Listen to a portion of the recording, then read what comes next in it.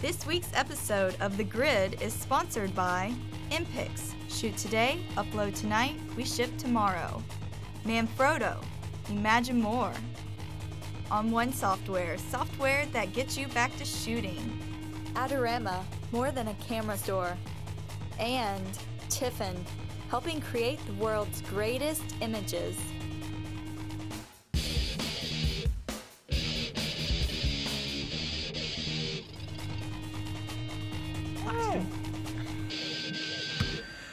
Well, hello, everybody, and welcome to another epic, awesome show of The Grid Live. Welcome back, everybody. My name is Matt Kloskowski, and I am joined in our studio today by a woman that you may know as Tamara Lackey, but she is a woman that I know as Tamara Lackey. No, welcome, Tamara. Thank you. How's that for an introduction? What an in-depth introduction. I loved it. I've had people tell me many times how deep I am. Yeah, I felt something. Yeah, I did. I mean, it was short. Anyway, welcome, everybody. So, Tamara, we're very fortunate to be joined, believe it or not, by Tamara today. No, portrait photographer, author, host of the Redefined show. Correct. See, I'm getting this. You are. I've only said it like 7 times on the other videos that we did. But we've got a really good show for you because I'm primarily going to shut up in a few minutes and Tamara's going to do the rest of the talking. So I'm not sure what we're talking about. We didn't tell her that part yet. But yes, go. We're going to talk about whatever everybody else out there talks about. So let's talk a little bit about that. Yes. And in order to talk about that, I have to introduce our French cohort, straight from the city of Paris, Nancy Massé.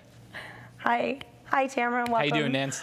I'm doing good. This is all the way from the other side of the studio. Yeah, see, it's we got to kind of fill you in a little bit. So we say she's our French ambassador of love, female ambassador. Yeah, she looks like that. And when Scott's on, Scott says the female ambassador name, like ambassador dress, something like that. And I can never say the name, so I just say female ambassador of love. Okay, all right. But so what's funny about this, Tamara, is people actually think she's in France. It's true. It's true. I had a lady come up to me at Photoshop World. She's like, "Oh my God, they flew you in from France," and I was just like, "Yeah, they did." Hi. So she's not really from France. She is like, I'm looking over there, and it's like what? What do you say? 30 feet? We're gonna pretend she's in front of us. No, she is. Okay.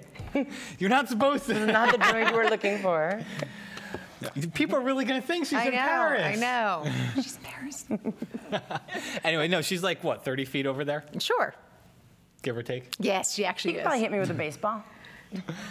Nancy, how do people get in touch with us throughout the show so they can leave questions so I will eventually shut up? Well, if you're watching online, which of course is what you should be doing, right next to the video screen, there is a live blog.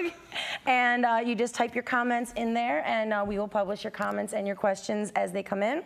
And also, you can participate on Twitter via the hashtag #TheGridLive, and we're monitoring that, so we'll publish your tweets too. And yeah, that's pretty much it. Cool. And we got prizes at the end of the show. We got prizes.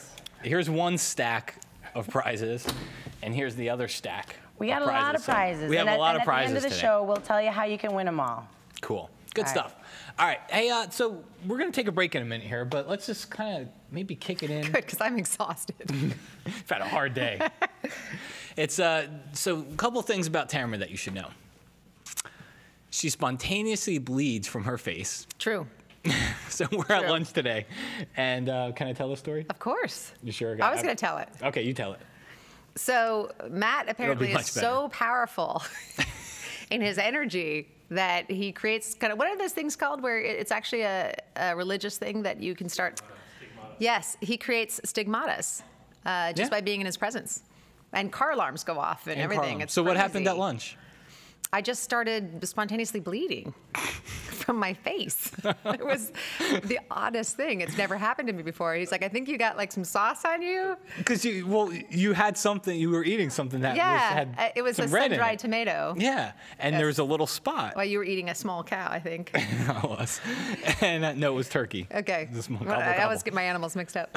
and I went, and I even said, I was like, here, I'm looking out for you. I'm like, you know, yeah. And I was like, that's cool, thank you.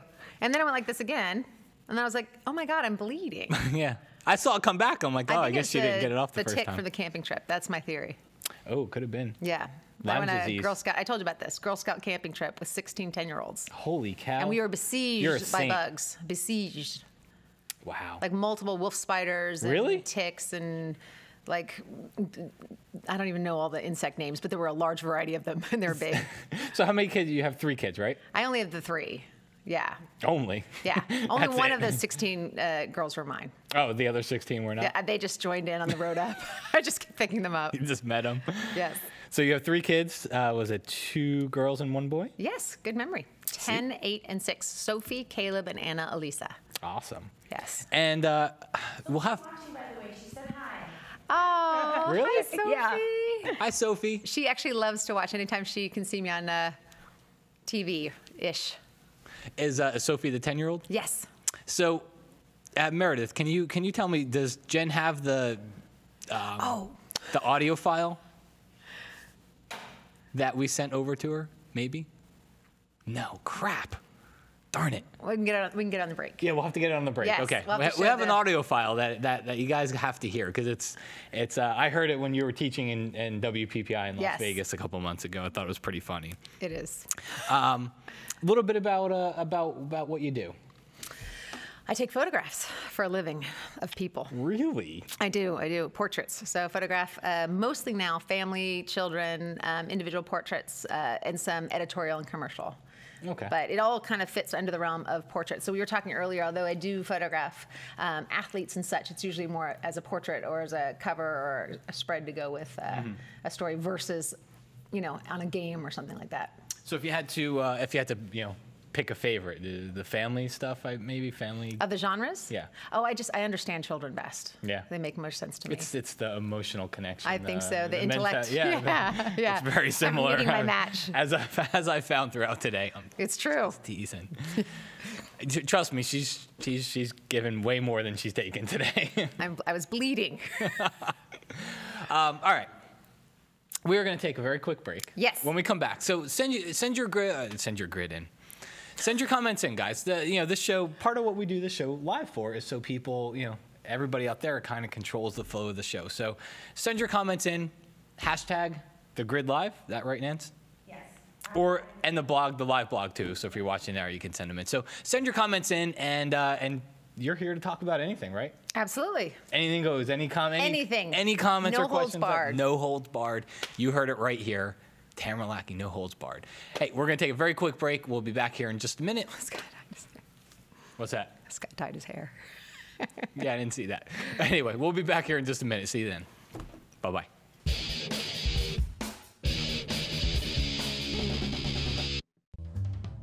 I'm Mike Cabasi. Come watch my new video on Kelby Training. I'm going to teach you how to do the old Hollywood 30s and 40s Noir style lighting, the portraits, the stuff with the hard lights, the shadows. I'm going to teach you how to interact with the model, how to pose her. We're going to talk about an apple box. I'm going to teach you about grapology, a C-stand. What is it? What's the difference between a glamour shot and a Hollywood headshot? We're going to use lighting. We're going to use diffusion. Make the light turn, create separation, give it a 3D look. So check out my class on kelbytraining.com.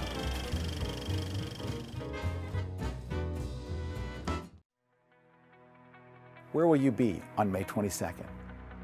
When some of the biggest photographers on Google+, some of the best instructors of photography in the world today, and some of the geniuses of social media all take the stage in San Francisco for a history-breaking event. It's the first ever Google+ conference for photographers. Now, this is a conference that's different than any other you've seen. It's a collaborative conference that mixes photography, social media, branding, and networking. And the whole thing is designed to help you grow. It's to help you grow your business, grow your brand, grow your friends, grow your circles, and grow your skills all through Google+. Google+ is an incredibly vibrant community for photographers. It's exploding, and if you're not a part of this, you're going to be missing out on something very, very special. This is the time to harness your experience on Google+. This is the time to get the most of it. This is the future, and you want to be a part of it now. And this is the conference where it all comes together. You're going to learn from some of the very best in the business. People like Jeremy Cowart, Trey Ratcliffe, Alex Koloskov, Peter Hurley, Colby Brown, Catherine Hall, Lindsay Adler, R.C. Concepcion, Matt Kloskowski, and many more. Plus, I'll be teaching a number of conference sessions, and we have a special appearance from Guy Kawasaki. But if you come to this conference, you have got to bring your camera, because you're going to be doing photo walks, you're going to be doing location shoots, studio shoots, you're going to be taking classes and shooting alongside some of the very, very best in the business. And the whole focus of this conference, of course, is to make sure that you maximize your Google Plus experience. You're going to learn from photographers who've built an incredible success story based on what they've done on Google Plus. You're going to hear their techniques, their tips, and you're even going to hear directly from the people at Google Plus on how to maximize your experience and grow your business and grow your reach through using Google Plus. It's going to be an amazing 2.5 days, and if you sign up early, it's only $299. I hope I get to see you in one of my classes, or I get to shoot alongside you at the Google Plus Conference for Photographers, May 22nd in San Francisco. We'll see you there.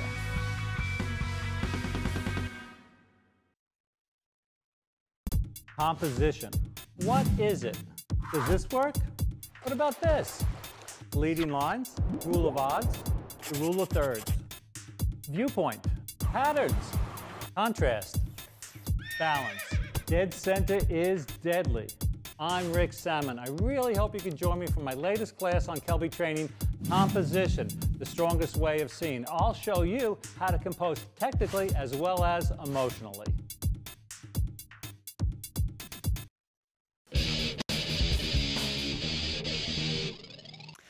Hey everybody, we're back at the Grid Live, and I'm joined today by Tamara Lackey, portrait photographer, author, host of The Redefined Show. Overall, very, very cool person, too. Thank you. You're welcome. Just figured I'd throw that in there. Anyway, couple of things. So, you know, we're getting to, there's some questions that are already coming up here. I thought what was pretty cool, because you and I did some tips for one of our other shows, which is D-Town TV. Yes. And I think one of the things that I saw coming out from some of those tips is so many of them were not really camera specific. They're not camera related. They're more kind of on the other side of the camera. And then I'm looking through your books, and we have some of your books and DVDs here. And I'm looking through all that, and I'm looking at the emotional connection in the pictures. Mm-hmm. You know, I mean, there's obviously, that's kind of the theme that I get when I'm looking at those pictures is they have an emotional connection to them. The people look like they're having fun. They look like they're enjoying the moment there. And then it kind of hit me. I mean, that's, you know, and when I see your personality, that's kind of a big part about all this, is it's, you know, the technical stuff, as important as it is, so much of it's on the interaction side. Mm-hmm. So at that point, you're supposed to jump in. That is true, and I'd like to also add a point to that. Yes, Matt, I agree. No, I do agree. I think that you know, you could stack up several portraits in a row that all have excellent technical skills applied to them, and have one and just see it, and another one appreciate it, another one feel it. You know? And you have to choose yourself what kind of photographer you want to be, and you don't have to consistently be that photographer in every experience. But for me, I know that it matters that just the same as if I'm having a conversation, it'd be very difficult for me to maintain a high-level conversation that had zero substance for a long time. Yeah. Like, it's exhausting and it wears me down and I don't know how to do it. That's like with me. Yeah, exactly. That is. And then so in that respect, it's the same thing with portraiture. I don't have a desire to just technically create a photograph and just keep snapping without that really significant aspect, which is how do I draw them out in a way that's natural and comfortable, and I'm not garnering a preconditioned response, but I'm actually kind of able to be there when they share. Yeah. And that's more of what it is. Can you, one of the tips that we did, and again, it was for D-Town, but I think it was one of my favorites that we did earlier, was just what you said about interacting with the kids. Yes.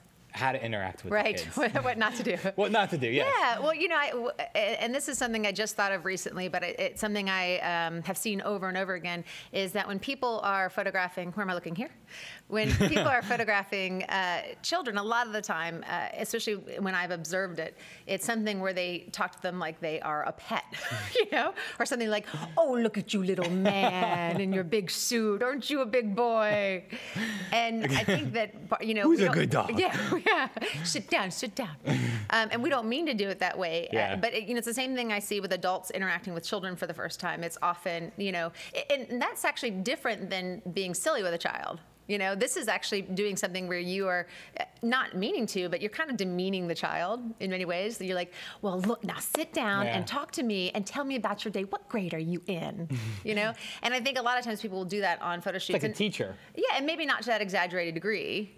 No, see, I've seen it. It is sometimes that exaggerated, but yeah. And so what that ends up doing is that the children especially, they are so used to that kind of interaction that if you are not like that, and you talk to a child like you would, like, tell me about something, and you keep your tone of voice, a regular tone of voice, and you're as real as possible, they pick up on that, and that suddenly, instead of being normal, becomes abnormal in their world. You know, and then that stands out, and they connect with you, and you can almost see it like, oh. That's good. Oh, yeah. I had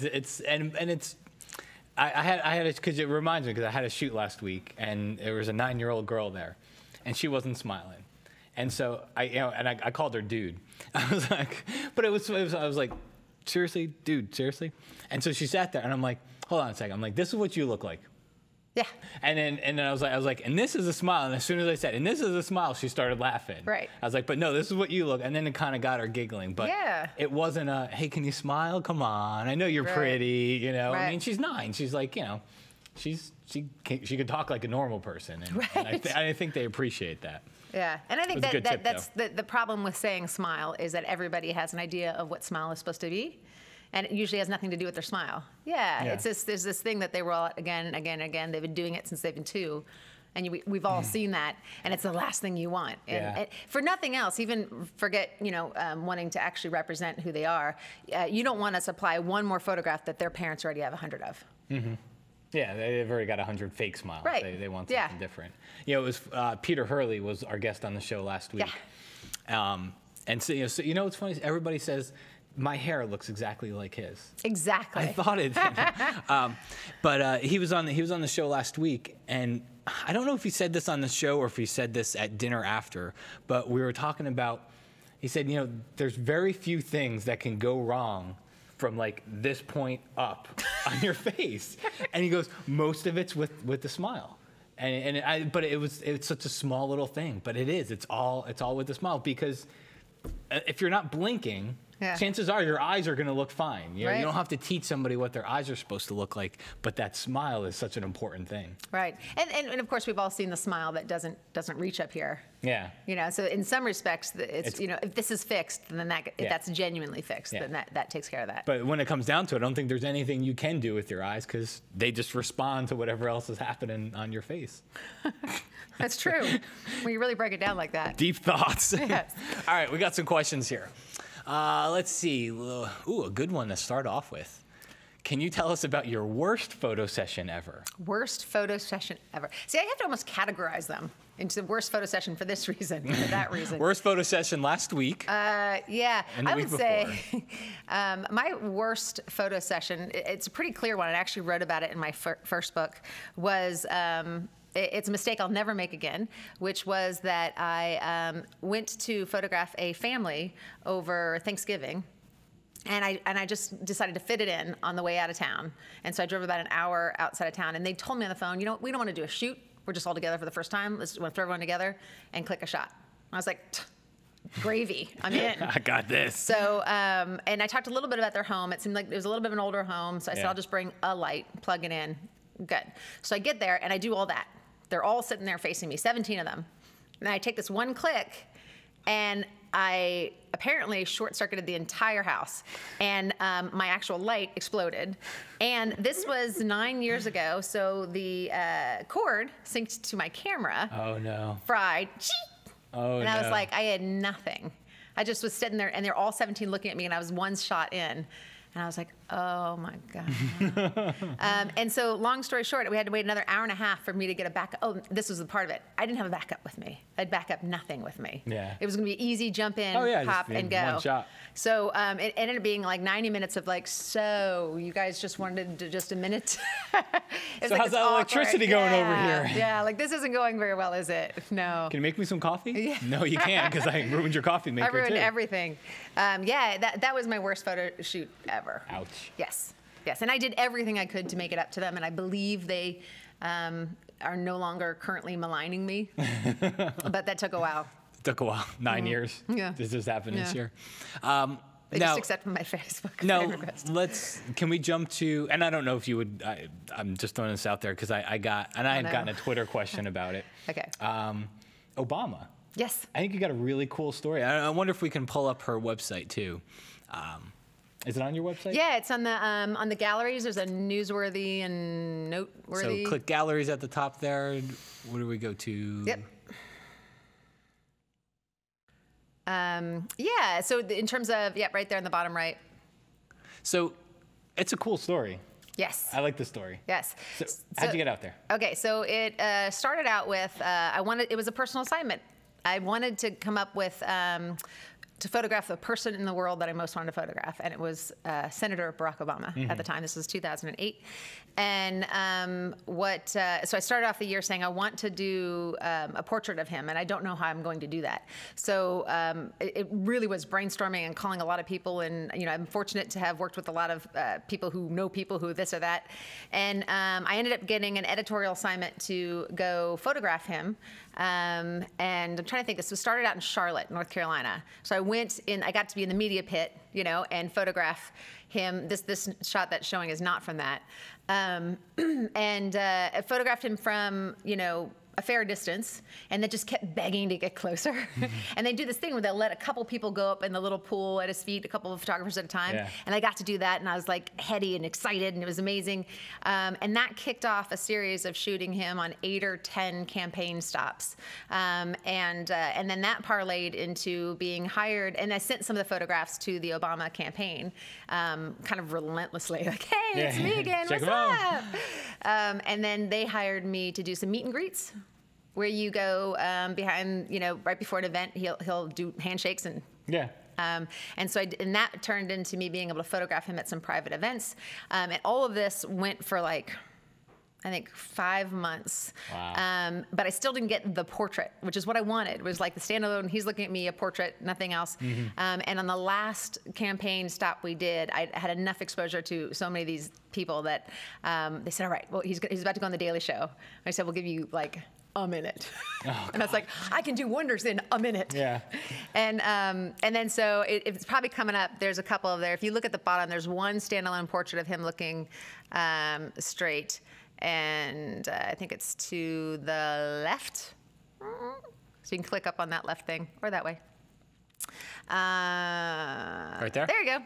And that was it. That was my portrait. That was my moment. And it was one of those things where, because I felt like I worked so hard for it, it was so targeted. And shockingly enough, all those meet and greets sold quite well.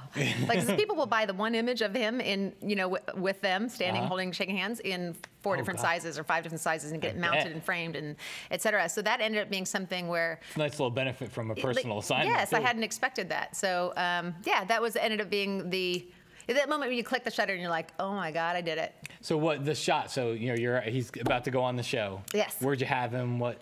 Back room, on camera flash bounced to the ceiling, reflector, and like, give me something. Come on, aren't you good? No. Who's a good boy? No, yeah, dear president. But yeah, it was awesome. Was he president at that point? No, it was like 3 weeks later or something crazy like that. The election went through. Yeah, it was right on the very edge of all that. So, before the election, though? Before the election. Before the election. Yes. And then I also got to photograph Michelle Obama and Dr. Angelou and quite a few other people who came to these events, and I was backstage with them doing portraits for different things for the campaign. So, yeah. But all from, just a personal self-assignment. So it all started and that's why I'm a big believer in self-assignments, because figure out what it is that you most want to do and don't wait for somebody to give it to you. Yeah. Like, go start it and send it out and see what happens. And I've had several instances of that where it really turned out well, and that was just one of the more high-profile ones. That's cool. Yeah. I like it. All right, let's see some other questions here. When I hear children and young family photography, I start seeing sleeping babies and rush baskets with Etsy-inspired knit hats. What's a rush basket? I don't know. Does anybody know what a rush basket? Oh, like a Moses basket? Okay, Yeah. okay. I get and probably just a basket. I think what you might be thinking of is newborn photography. Yeah. I've never put a child in a rush basket. But is there a question there? No, look more like a statement. Okay, Sorry. got it. But I think, there is the trendy stuff. Yes. That's out there. Yes. And I think that's part of a portrait photographer is to get out beyond the trends. Right. And to get to Yeah. to do the more family stuff, the stuff that they're going to look at. I mean, every parent will love a newborn picture of their baby probably in a basket or something like that. But I think it's the emotional pictures where they're all having fun. Right. That to me is the cool stuff. Yeah, and I think also we find that just like within most genres, there's isolated areas within there that you're very good at and that you're not. And I think within children's photography, I am more drawn to the interactive thing. So I don't think I was naturally good at newborn photography. Mm-hmm. I've done some shoots that I'm really proud of and I've loved, but they were more work for me than what comes more effortlessly, which is that exchange that I have with children. It's a different thing. I mean, and that's your gift. That's where from watching you and from watching everything you do, that's where you're most gifted is that exchange. So you got to use it. Thank you. Well, and I think that's something that one of the best pieces of advice I can give is if you're feeling that, don't ignore it. Just hone in and get better at it. Yeah. Cool. Instead of just trying to. I love it when I do that, but I have to do this, and that too. Yeah. All right, let's see. Another one here. So Tamara is not just an awesome photographer, she's an inspiration to anyone with a dream with kids. Aw. So that's a nice comment. I know. We keep flowing them. I'm sure she'll take those all day. Oh, by the way, I wrote that one. Just tease. Let's see. My question is, how do you shoot a group of kids? Everyone talks about how to shoot one or two kids, but no one talks about how to shoot a group. I know. I think so, too. That's why I wrote Envisioning Family. Yeah. I wrote my new book is about photographing families or groups or multiple children because it's very different than photographing one or two kids. I think there are few things, honestly, in the portrait world more difficult than photographing 5 or 6 individuals, all with their own personalities, all with their own self-conscious tendencies or what they respond to from an interaction perspective, to get them all together and looking like they belong together and they look natural and they're interacting with you and they're attractive. That's a lot to take on. And I will consistently, when I'm photographing families, I'll probably come out after spending an hour and a half, I'll have 2 family images or large group images that I love. Yeah. And the rest are pretty good, But I will work and work and work until it's that I love it. And my average shoot now, can be 2-3 hours, whereas they used to be 45 minutes because to me, I don't want to finish until I have those. It takes time. And those take time. What? So let's go back to that. I think that group question's a really good one. So it is a good question. To go back to that, can you give like a typical setting of the whole group thing? So what's happening? Are the parents involved? You better smile or you can't play the Xbox, or are you parents step away? I'll take care of it. Let me handle getting them all together. What's a typical? Yeah, I mean, right out of the gate, when it comes to parents, I am strongly aware of the fact that those parents are my clients. Mm-hmm. They hired me, and we're on the same team. And so one of the mistakes I see photographers make is have it be a combative situation, like they're working against their own clients to deliver images for their clients. Yeah. And to me, I'd much rather it be a collaborative effort where we're saying, okay, I already know that this works. And if you came to me, you know that this is my system and I like this, this, and this. And this is the one case where I feel like it's okay to be kind of bossy because they're hiring you to be the boss here. Yeah. And so this is how it works. And I want you to understand why, and I want you to buy in. And if you buy in, then we're not going to have all those problems as we go through this. We'll get the shot. We'll make it happen. You just trust me and relax. And the amount of times I say to parents, all I need, you, Matt, looking at me and looking hot. Just look at me. Look good. You're like, that's easy. Gravy. And then I'm like, that's all you have to do. And then here with the kids and everybody else, I'm going to take care of them. And in many ways, especially for mom, that's like uber relaxing. Like really, I'm completely off the hook. Just look at the camera because I've been working smile. to get here, you know, and that's all they have to do. And if they really get that, that's why later in the shoot I get some of my best images because she looks relaxed and comfortable, and he's just like, I am so good looking, and the kids, and I'm working with the kids to get their exchange. And so the answer to the question of how do you work with a group of kids is you do your exchanges one at a time and then bring it all together.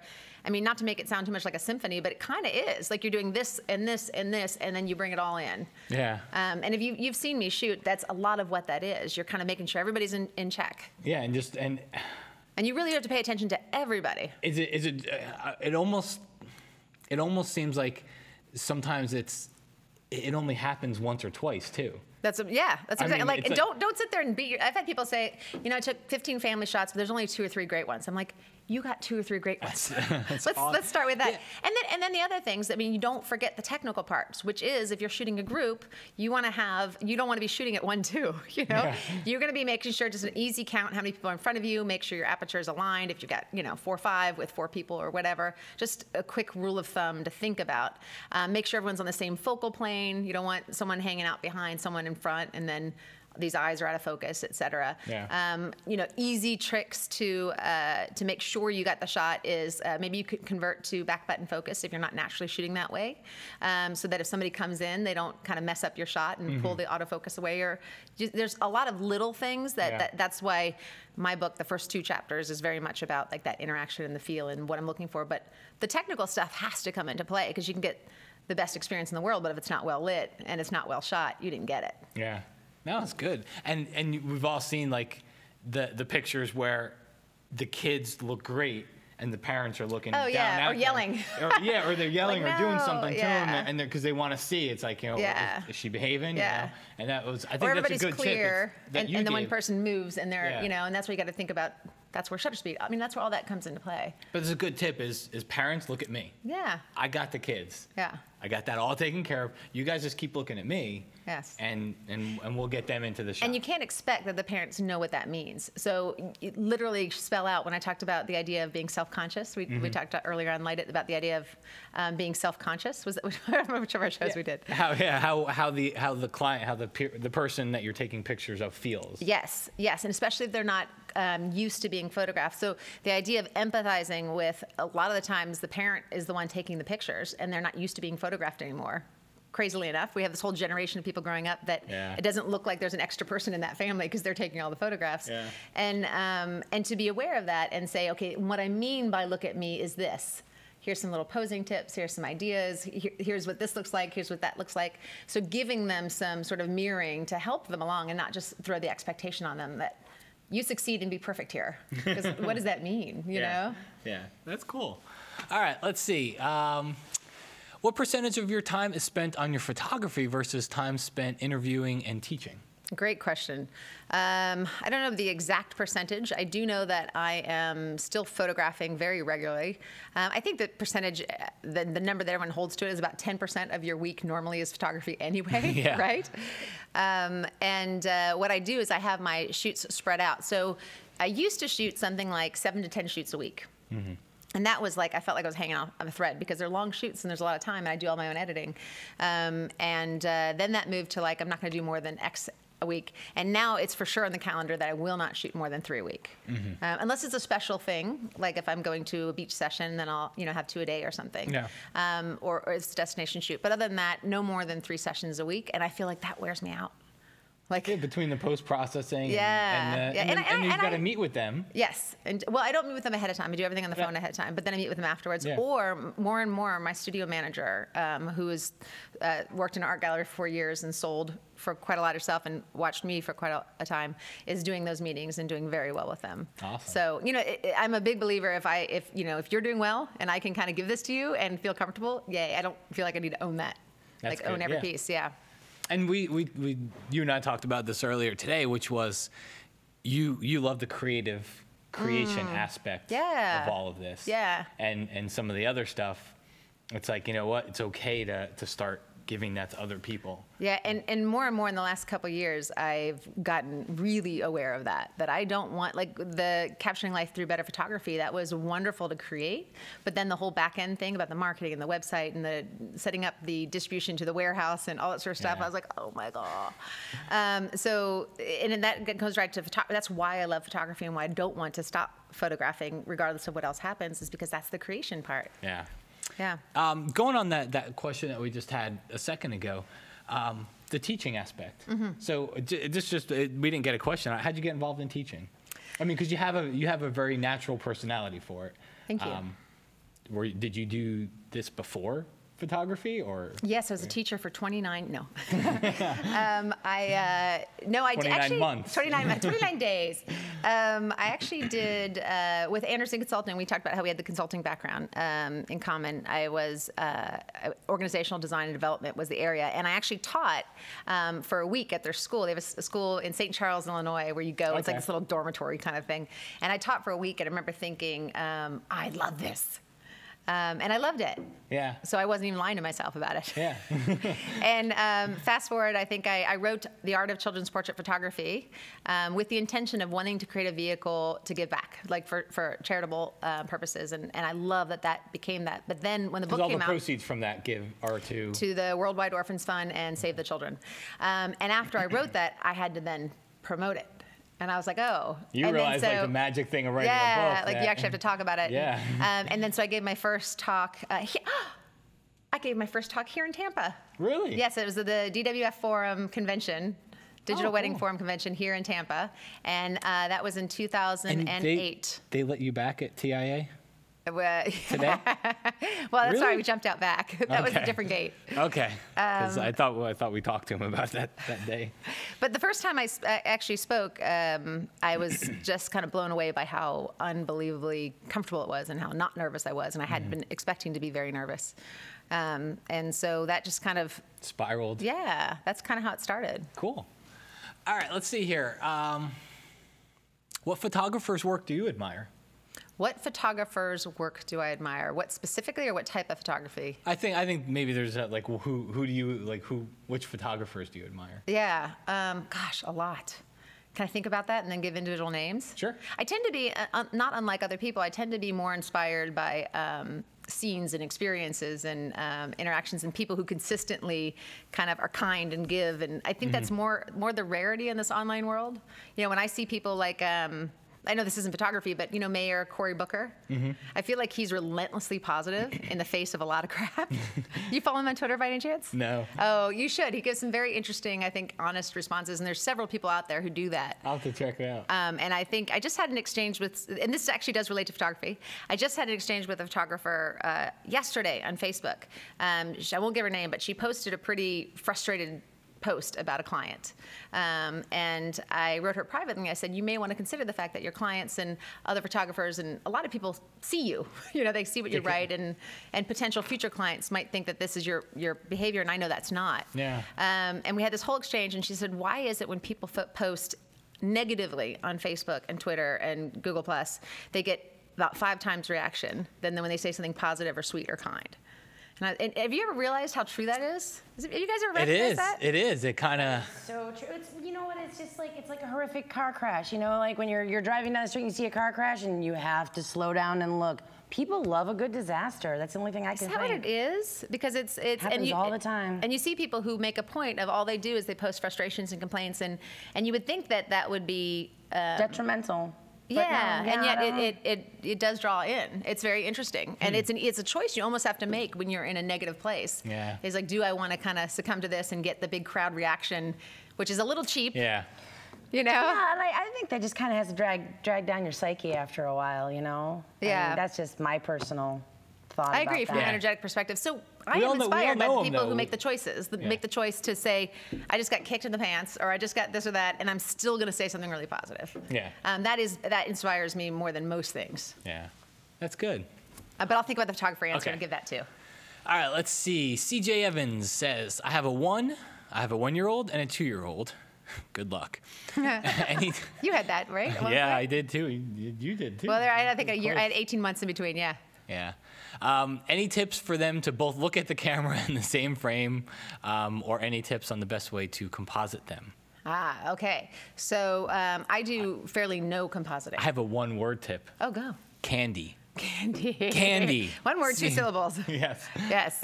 I can break that down to 1 syllable, bribe. Yeah, what do you say? I bribe often and frequently. I do. I'm a huge believer in it. I had 2 siblings, 2 boys, very close to each other in age, extremely different looks, feels, personalities. One was very like, thought it was hilarious to knock the other one down, and the other one would just pile, on the floor and cry. And that sounds all too familiar. You sure you didn't photograph my family years ago? That's funny. Well, no, the other one wouldn't fall down the floor and cry. He'd dive on top of the other one, but still close. Well, when the issue is 2 different children that are both going different ways, what I usually do is create myself to be the target so that they're not targeting each other. And what I mean by that is, actually, will you grab me the book? I'll show you something. Which one? Envisioning You've got Family. like 10. Sorry, Envisioning Family. So this is an exact situation where I have these 2 twins who I just love these little boys. I've been photographing them since they're 6 months old. But as they've gotten older, you can't get them looking in the same direction or even standing in the same direction or even being anywhere close to each other. And so what I did was I told them, went out to a field and I told them whichever one got to me the soonest, told them to pick up some dirt and leaves and stuff, and whoever got to me the soonest could dump it in my hair. And so they were going to try to beat each other to me, but what happens is they're both running towards me, they're both looking at me. I'm shooting and they're probably laughing. And they're laughing because this is awesome. Oh yeah. I'm shooting with an extended epic awesome. I'm shooting with an extended field of focus and a shutter speed that's enough to capture them as they're going. And I end up getting a shot that is not at my fingertips at this moment. Are you sure you even got this photo? But this is my tip every single time I have this problem where I can't get multiple children looking at me at the same time, is I will have them target me in some way, and I can always take a shower afterwards. Yeah. So I will show you this photo as soon as I get to it. Wow, how long is this book? Who wrote this? This is ridiculous. There's so many photographs in here. And it's the worst because you can never find it when you need to. Like the one thing you want to find. All right, I will find it. You carry know what? on. You keep looking. I'm gonna just close the show without you. Camera back here. Back here. Get the pretty person out of the camera. Focus back here. Let's see. So Muggle 1, I'll read this really, really slow so you can find your picture. It's coming. It's coming. Oh, my God. Get the camera off Tamara so they don't see her really looking for a picture. Let's see. Tamara. I'm panting. That's you, I think. Tamara. Yes. He said yes. Tamara. Do you, yes. Tamara, yes. work with an assistant who can help you, Tamara, with the kids? Did you find it yet? Oh, my God. I really don't know if it's in here anymore. Could it have gone somewhere? I more and more am starting. I relentlessly would not work with an assistant for the longest time. Okay, you find it. There's leaves in my hair. Okay. I would not. There's leaves in your hair? In my hair. Okay, it's a close-up. I would it's a whole look for 2 bottom kids panel. running. It's 2 kids running okay. on the left side, and then yes. I think it's. I thought it was the. Did you write leaves anywhere in it? Because I'll do the index search for leaves. The question was. It's up on the screen there.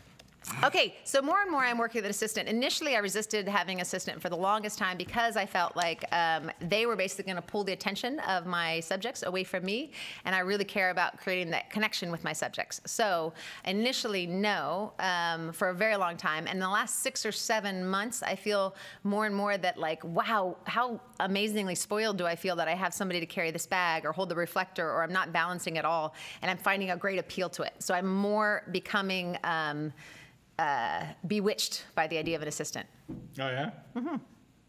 Bewitched? I used to make it a point of pride. You can't find it either. That I was like, no, I don't have an assistant, and I do it all on my own, and I just kick this here and that, and not anymore. Now I feel like, wow, this is unbelievably easier. Yeah. Well, so like the reflector, Oh, it's in here. I can tell. Keep going. I can feel it. The reflector. I was going to ask you a question, so. I'm listening. The reflector, yeah. Yes. So you're out there, you got the reflector out. Yes. How many people are typically there with you? I mean, probably typical family 4 or 5. And then you're holding the reflector? Mm-hmm. Or, really? Yeah, I'm often holding it like this, or I'm balancing it on my shoe. Really? Yeah. No kidding. Very, very frequently. Or I'm balancing it against a rock, or I'm tucking in a tree. Are you shooting on a tripod, or are you hand holding it? No, hand So held. you're like. Yes. Yes. Wow. It's not that difficult, actually, because I'm being aware that technically some lenses are better for that than others. The 85-1.2 is terrible for that. It's just because it's a heavy lens, it's going to take the shake. The 24-70 is much easier for that, especially if I'm shooting wide open and I've got an increased shutter speed and such. It makes a big difference. So I'm thinking about those things because you can get lost in that and forget and. Wow, that's surprising to hear because I've read and I've heard you talk about. I mean, you use a reflector almost religiously, right? I give up. Can one of you guys find it? No. It's not really in there. It's in there. Is it in this book? No, it's this one. Are you sure? I am. Because there's a picture of you right here with leaves in your hair and 2 little boys running. No. I was going to say, that was my prom picture. Someone just said page 106, but I don't know if they knew that or not. No way. I would be so impressed if somebody knows 106. Try 106. I'm going. All right. Hold on. I'm going to try Now we're going to say. Give that person a prize. Wow, who Holy did that? Who cow, did that? it is. That is it. K. Okay, here we go. Who said that? Someone with the letter K. That's all. Wow, that's K is awesome. Can you see this? We should give that person a prize. Okay. You know wow, what? you can see the nails I told you I was going to hide that my daughter did, my nails. Oh, yeah. You can see in the shot. Okay, but anyway. Okay, if you look closely, I won't move this anymore. Are we doing a close-up? You could see it that. Yeah, I don't think they can. No, you can't really see it. But you could see. I could see you're kind of kneeling on the ground on the bottom, and there's leaves on top of your head. You can't see it. I can. I saw it. There we go. Yeah, that's the shot from my website, isn't it? Yeah. Okay, so that's the shot I got. He was running. Look at his right hand. He's got that big chunk of leaves. And then the other boy takes off right afterwards. And then the after shot is the one in the book where I'm coated in the dirt that he threw on my face and head. I can see it. Yes. Oh, and you took a self-portrait of yourself, Yes, I did. I took a unbelievably unattractive self-portrait. I did. Okay. No, you look great in it. It's the leafy look. It's the leafy look that really works for you. There it is. Dun, dun, dun, dun. You can see it. Okay. All right. Nancy, can we give that person Absolutely. It's the Lightroom 4 crash course? The person's name is Casey, and what are we going to send Casey them? is so impressive. If he uses Lightroom, give him the Lightroom 4 crash course. If he doesn't use Lightroom, then give him the. Or her. You don't know. Yeah. Or something cool. Basically, what I said was anything they want, as long as it doesn't cost more than $6. Email me. She will email me and with her shipping info, and we are going to send you something cool. Casey, sorry for calling you a he. I don't know why. Casey sounds more she. Sorry to any he Caseys out there too. So. All right. Just pull out now, run. Abort. Tamara. Yes. That's you. That's me. Do you work with an assistant who can help you with the kids? I know. All right. And just to go back really quick to what spawned us into that whole painful search for that was painful, for the leaves. It was like almost embarrassing. The whole question came from, how do I get both of my kids, 1 and 2-year-olds, looking at the camera? Make yourself the target. Make yourself the target. And I think one of the things that you could say to them, you mentioned before, is you only need one shot. That's it. Don't one awesome shot. Don't go at this thinking that you can make them look at the kids for an hour and a half. Okay? If you get one shot, with a 1 and a 2-year-old, I consider that a huge success. That's brilliant. Yeah. And it's not that I've never done a head swap, but I try to not have to do a head shot. Head swap. You know what? If you can get the kids to pose in a way that'll let you do a head swap, then you could probably get them to pose in a way that you get the shot. Right. One. So, all right, let's see here.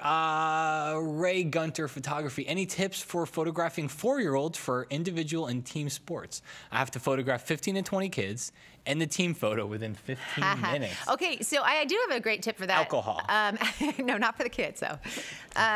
One of the tips I would give is that because you're in an urgent situation, you make that so pronounced. Go, go, go, go, go. That's what I would do with every kid. You know, and if you have the child that's a little bit more reserved and shy, and that is going to freak them out, you exaggeratedly say, go. And either way, you're going to get a really soft, fun reaction. I would make that part of the shoot to really play that up. That's good. That's a good tip. Let's see. Tamara, who do you really want to photograph now? You know what? I'm going to go with Oprah.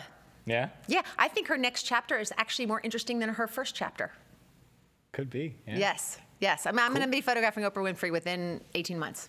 Are you? Yes. Have you embarked on this Nothing. yet? I've done nothing. I just declared it this moment. All right. We've heard it here. We'll do a follow-up show in 18 months. 18 months.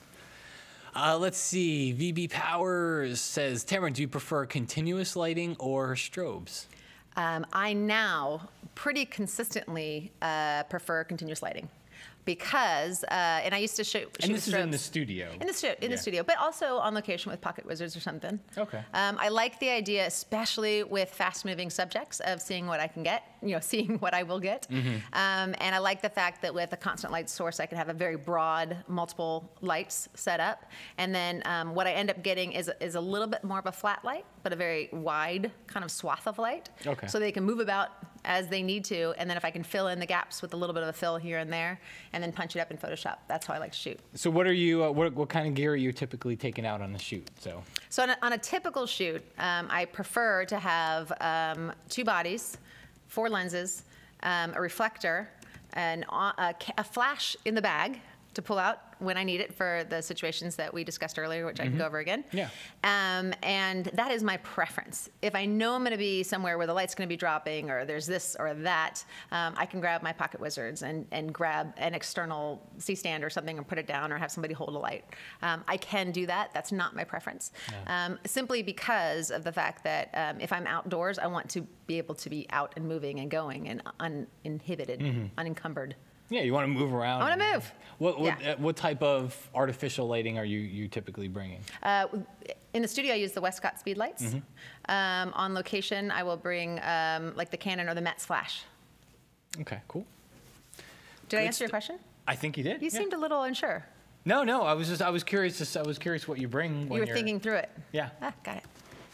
Cool. All right, let's see. We'll take one more and we'll take a quick break here. How do you keep kids to stay for a 2-hour? Yeah. How do you keep kids to stay for a 2-hour photo shoot? I keep them constantly involved, and I realize there's engaged, and I realize there's a rhythm to the shoot, which is to say that if I expect them to go at full speed for 2 hours, I'm in all kinds of trouble. So I build in breaks and slowdowns, and I build that into the work. So the work is going to be a whole spectrum of expressions. It's going to be them giddy and excited. It's going to be them playing. It's going to have them sacked out. It's going to have them doing an outfit change. It's going to have them frustrated about their outfit change. It's going to have them, having a drink of water and then resting and zoning. Like I usually have that beautiful dreamy zone out shot about 3/4 through, and then it's second wind. Yeah. So it's being aware of the fact that there's always an emotional rhythm to the shoot, and making the whole shoot be about that, which actually aids my intention, which is to get a spectrum of expressions out of this shoot versus 2 hours of just high intensity go. All right, so let's build on that, because we talked about this before. I think that's really good for everybody. Our conversations are meshing in my head. I know they are. Were we on camera when we said that? So different expressions, and one of your tips on D-Town was a variety of photos. Yes. How important that is. It's a significant, I find it to be significantly important for several reasons. One of which is that the more variety and genuine variety that you can show, where you're not just saying, hey, here's 20 very different shots, but here's 20 images that were shot with different locations and different outfits. And I was shooting this one close and this one far back, and it was processed in this style, and this one was processed in this style.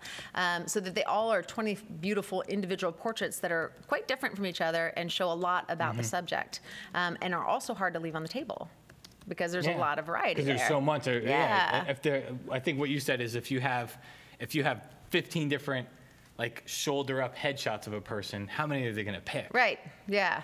And I did a shoot last year in Sea Island, Georgia, where it was a 7-hour shoot with a large family, and we went through 7 hours. Yeah. Wow. And I'd come in specifically for the shoot. We knew that was going to be kind of a long day, but that was like them in casual clothing at the beach, and them changing clothes to dress up.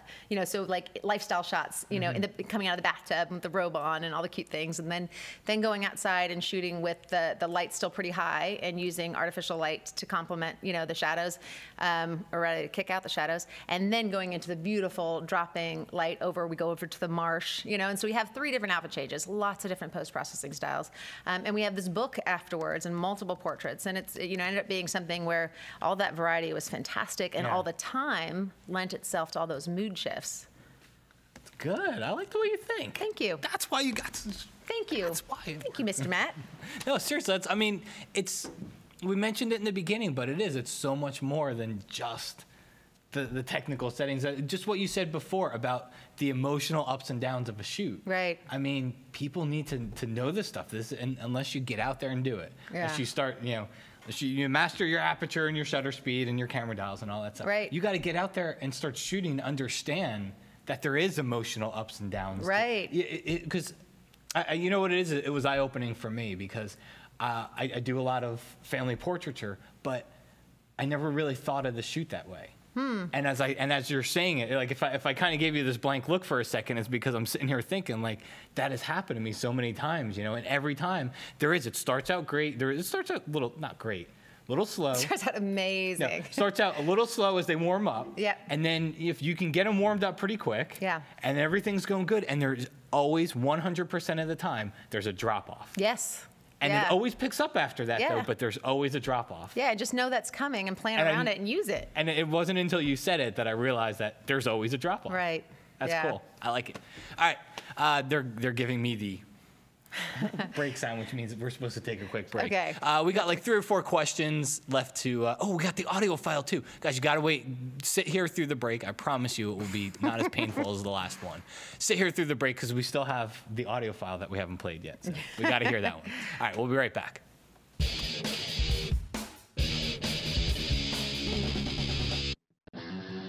Hi, I'm Bill Frakes. I'm a Sports Illustrated staff photographer. Come join my class in environmental sports portraiture. Learn how to have athletes moving at top speed in the context of the games they play, and use the camera to control it so it's action, yet still a portrait. We're going to talk about my general gear. We're going to talk about specific setups for basketball, football, and baseball. The things you need to be successful covering each of those sports. So come check out my latest class on kelbytraining.com.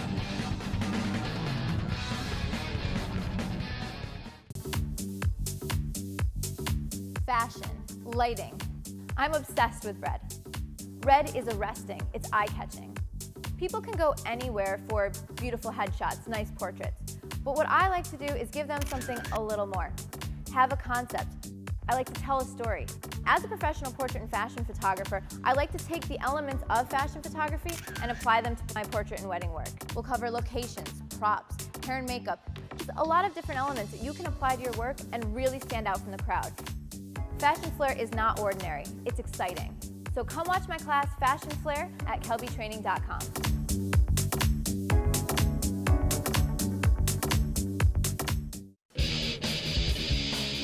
Okay. We are back on the grid. Matt Kloskowski here with Tamara Lackey. Welcome back. It's been a long, arduous. So can you do that sound effect that you did right before the break? Tamara's got the grid sound. Yeah, she's got the music down for the grid. I think you sounded dead on. Yeah. One more time. No. All right. We were talking about karaoke and on the break. Yes, that we're going to go karaoke singing tonight, the whole crew. Yeah. So you want to know my theory behind the Sweet Caroline song for karaoke? Yes. Is it gets the audience in and it takes focus off of me. Oh, because it's a group singing thing. Because once you can muddle your way through a couple of lines, which are not singing lines, by the way, they're more just blah da da. Right. And how'd they go? I'm not doing it again. and then you get Sweet Caroline. Yeah. And you point the mic at them, so it's not even pointed at you. You could do that with Danny Boy too. Yeah. Yeah, I don't know any of the lyrics, but that's the idea. Is if I had, because you don't want to be a party pooper. You want to get out there and karaoke if everybody's doing it. You want to be epic awesome. Epic awesome, and so I just want to get the focus off of me and get it onto the crowd and let them realize that they sing really bad. Too. Because by that point they'll already realize I do. All right, guys? Do we have the audio file? Okay. I gotta set this up. I gotta set it up. Okay. So the only other time I've played this was in Vegas because it happened 2 days prior. I'll shorten the story. The short version was. Go on and on about it. Sure, you're so good at it. The short story is that not unlike most people. Where am I going? Camera red? Camera red. Okay. Not unlike most people, life is crazy and it's busy, and if you're working and if you have children and if you have a marriage or any sort of relationship of any sort, and you want to have a life outside of that, it's ridiculous, right?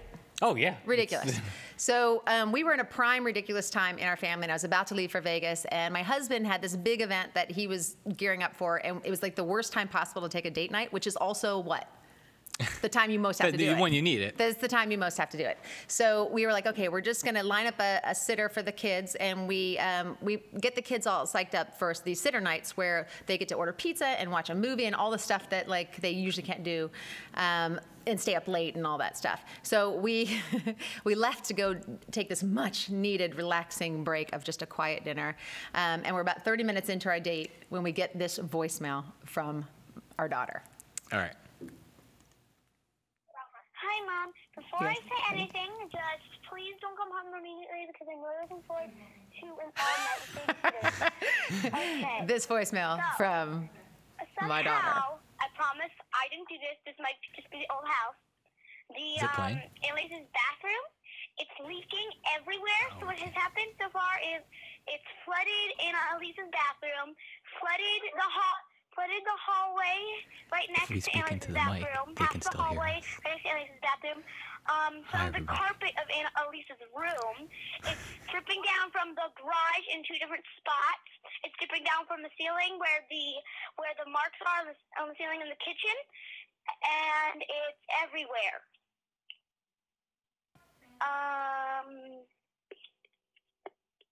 Bye.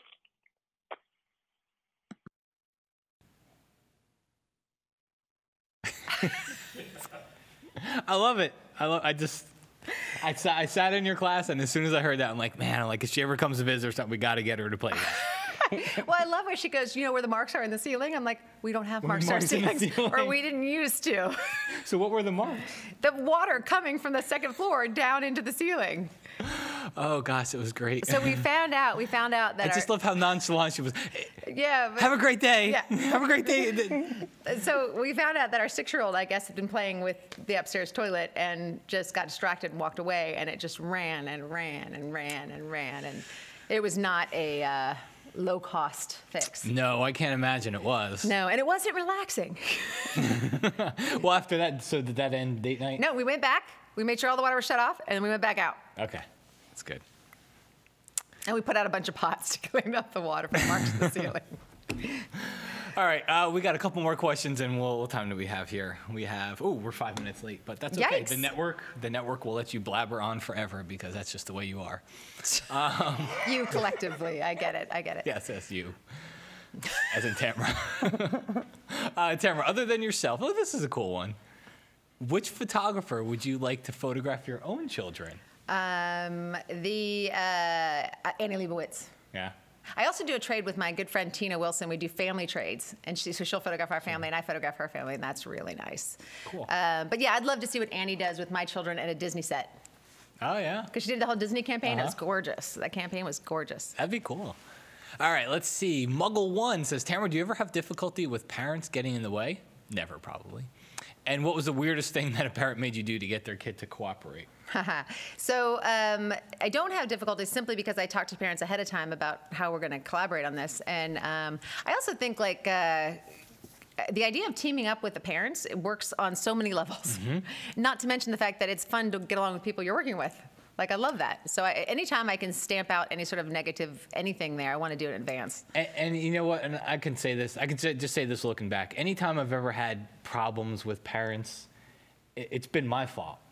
It's been my fault for not really communicating with them ahead of time, because you can look back at it. Like, why do they know what to do? Yeah, and you can look back at it and you can see why they were asking those questions. They were asking those questions because nobody gave them the answers ahead of time. Yes, it's the equivalent of sitting down in your accountant's office and him looking at you like, okay, what do you do now? Yeah, exactly. Like, I don't know what to do now.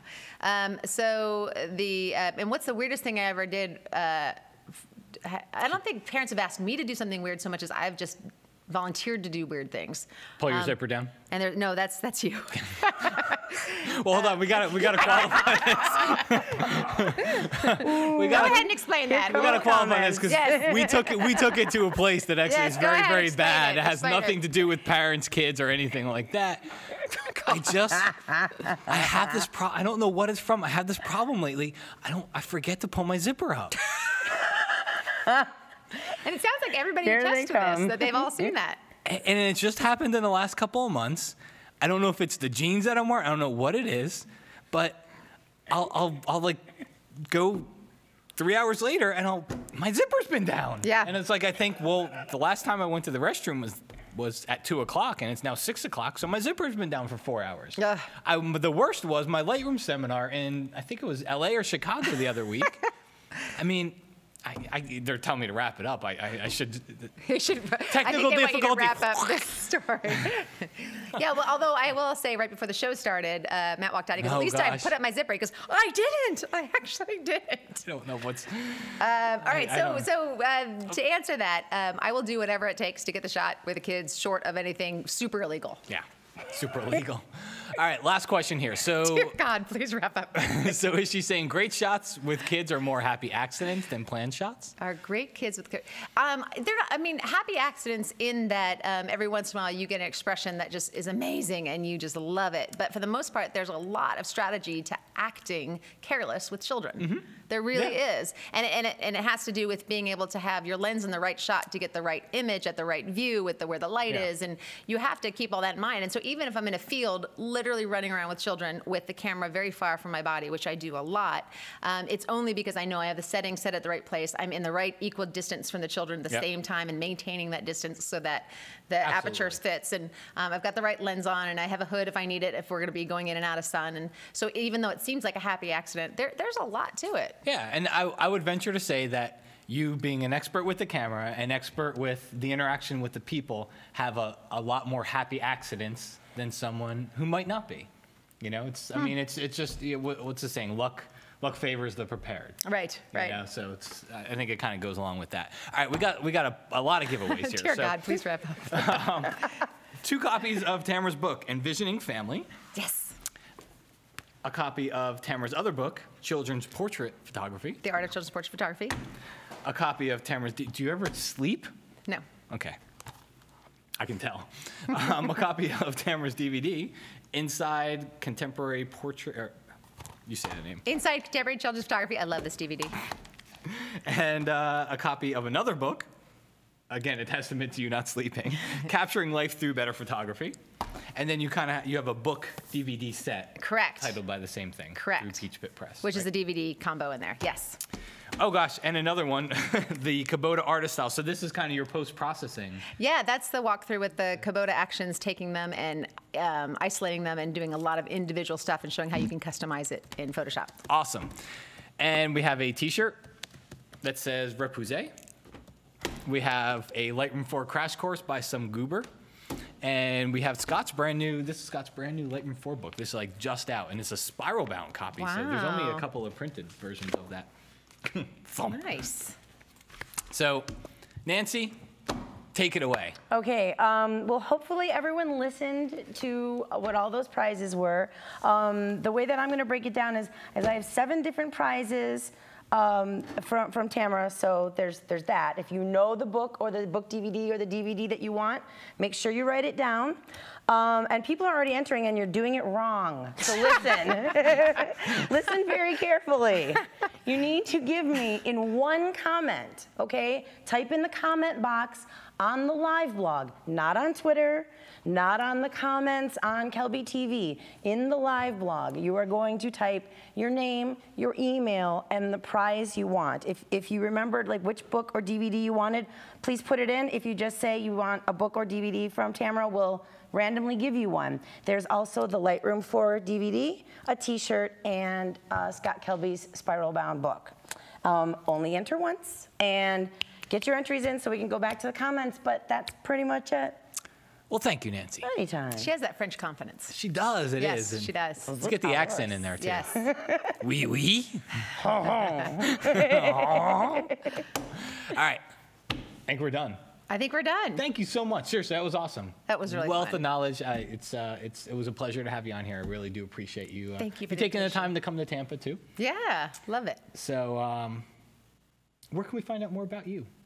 Okay, I thought you were going to have like an awkward hug or something. No, no. I have a website.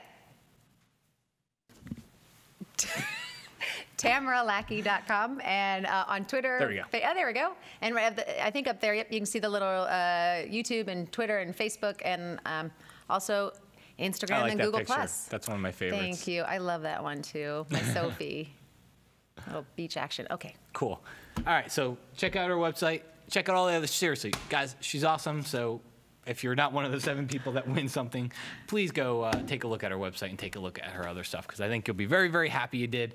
Tamara, thank you very much. Thank you, sir. For coming by. We appreciate it. Guys, thank you for watching and sticking with us through another. She made it good, but it's the whole zipper thing at the end. I know it got weird. Thanks for sticking with us for another episode. Thank you to our sponsors, and we will see you again. Well, we're not going to be back next week, are we, Nance? No, we got the Google Plus Photographers Conference next week, so we're gonna take the week off, but we will be back the week after that, which will be about the end of May, right? Yep. Cool. All right, guys, take care. We'll see you again soon. This week's episode of The Grid is sponsored by Impix. Shoot today, upload tonight, we ship tomorrow. Manfrotto. Imagine more. On One Software, software that gets you back to shooting. Adorama, more than a camera store. And Tiffin, helping create the world's greatest images.